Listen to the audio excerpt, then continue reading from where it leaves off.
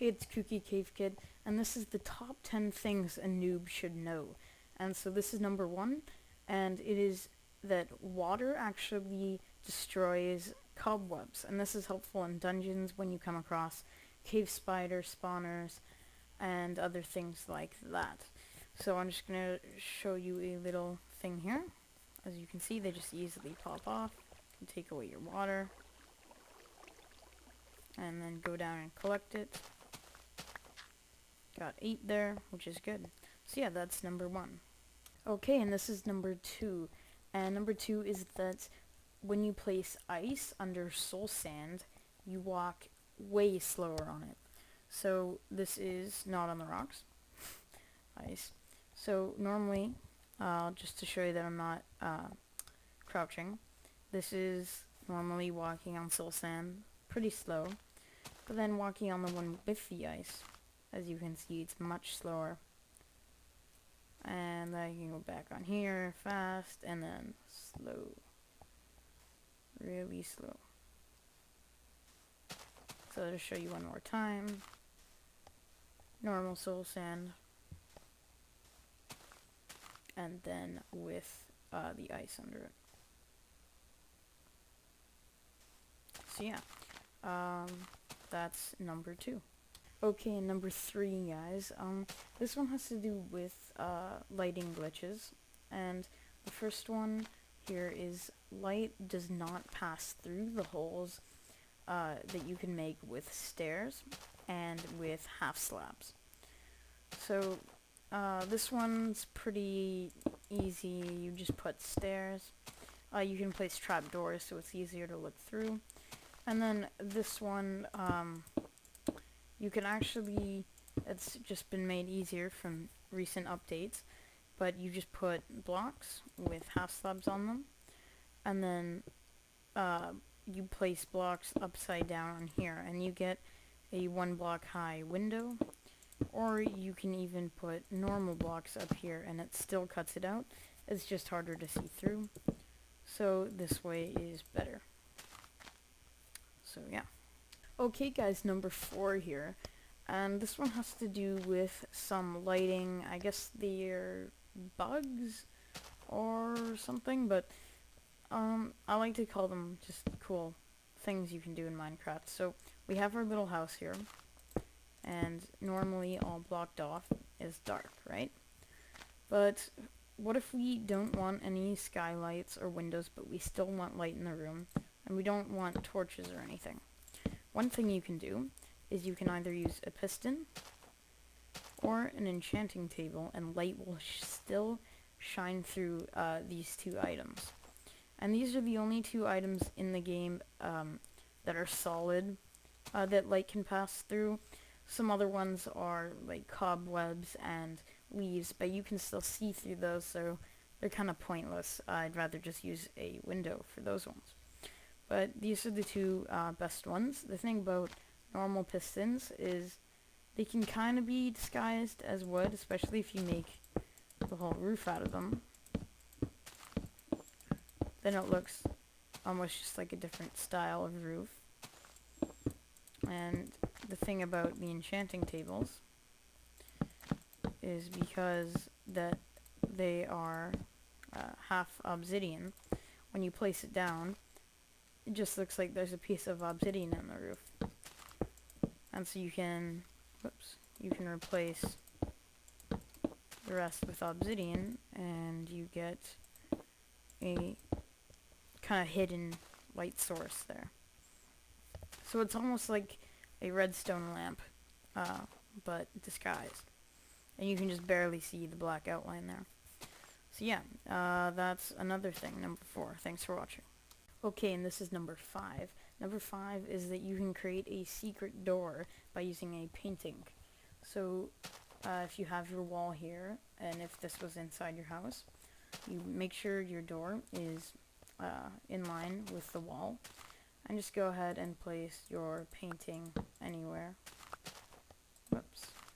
And just wait for a big one.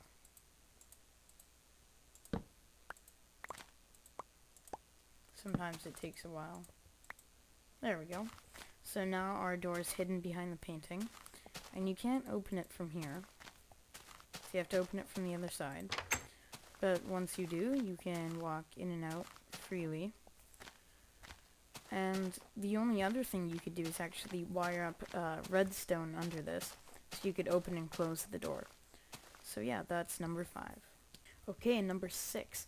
This one is that to destroy sand and gravel, if you don't want to ruin your tool's durability, you can use other methods, and that are also faster. So what you want to do is, there's many things you can do this with. You can do torches, redstone, saplings, flowers, stuff like that. Trapdoors, and even cakes will work. So basically what you do is you place one of the items that work. So I'm going to do redstone. And then you drop your sand or gravel more than like 1 block, more than 2 blocks higher than the redstone. So you couldn't do it there, it would just float. You'd have to do it up here. So it gets some velocity and it'll just pop off. And then you can collect it. And also, if you're using this for gravel, when it lands, it will never turn into flint. It will always stay in its gravel form. So that helps if you're trying to collect gravel, say you're making a path or something like that. So it's also an easy way to destroy gravel if you're mining.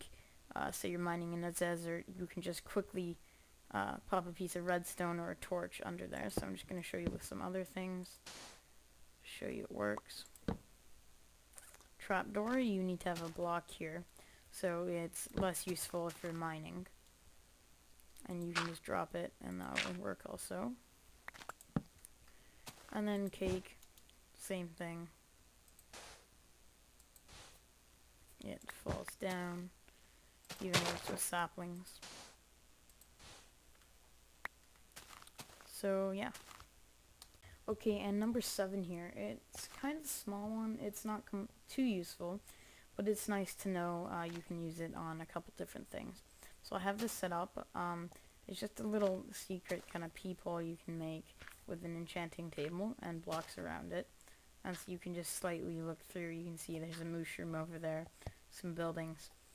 But if we take away the trap doors down here, they're a bit too short to see out and you can't jump.